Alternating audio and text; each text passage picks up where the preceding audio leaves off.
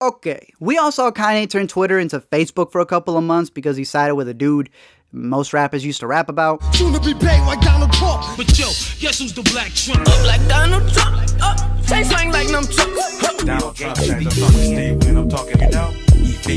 Trump changed. I'm just trying to get rich like Trump. Me and Fortune, me and Trump on golf courses. Homies on the block, say whatever they want. I don't wanna be a dealer, I wanna be a Trump. Take over the world when I'm on my Donald Trump shit. Look at all this money, ain't that some shit? But that's neither here nor there, but a choice. And what I want to talk about here is the music, because this channel's all about the albums. He fled to Wyoming, and all of a sudden Americans now know how to spell that state's name. He was working on 5 albums. He decided to call his album Yay, and literally admitted to redoing the whole thing last minute. Like, he literally took the album cover picture on his way to a listening party. He redid the whole thing after the TMZ interview. So pretty much my man decided to do what most of us did in high school, where we scribbled that essay right before class, turned it in.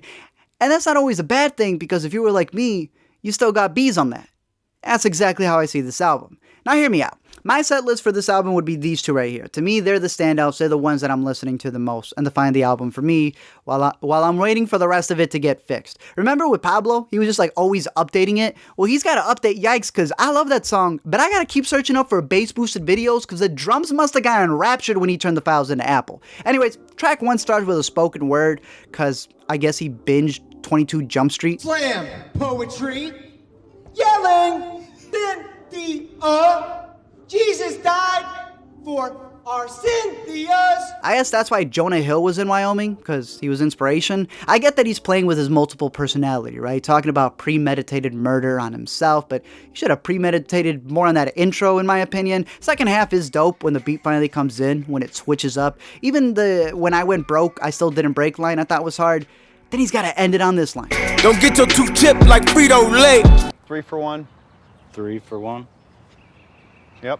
How can that be profitable for Frito-Lay? Yikes, like I said, is one of my go-tos. It's my second favorite of the album. Turns my freaking Hyundai Sonata into a lowrider. Quick. I do think he caught that Tekashi flow for the second verse, and considering the whole Chicago beef that's going on, I don't know if this is a pardon or just... That's my bipolar shit, nigga, what? I know a lot of people have been loving that. They've been saying, hey, you know what? He's changing that stigma. It's no longer a breakdown. It's a breakthrough. And I'm all for that. You know what? I have family members who have bipolar. I have family members with mental disabilities. And you know what? Changing that stigma is great. Which is why we then get to the stigma in all mine. Only intellectuals will recognize mantras such as I love your titties cause they prove I could focus on 2 things at once. Or none of us would be here without come. Aristotle, Plato, Kanye. This is the stuff that Socrates and Descartes sat and pondered about. Wouldn't Leave is his love letter to Kim, which I thought was beautiful. You know, it's him talking about how they've been there with each other. Of course, some people can see it as kind of creepy if she really can't leave. But if they're happy together, I'm happy for them. I love the sentimental line. It's my favorite line from there. I'm just gonna have to throw the red flag on Party. I don't know if Young Thug lives next door to this man, but he got the yellow card on SoundCloud already when he legit started ripping off Thugger. Like, there's being influenced, right? Then there's stealing. Then there's what Party's doing here with his Ocean 8 heisting. Gotta feel I couldn't have you wind up. No Mistakes has this good bar, which I like, and then it has this whack bar right here. You lived in the South Side of a house in the West Side. Don't you diss my cubbies. The best song on the album is this one. I feel kind of free.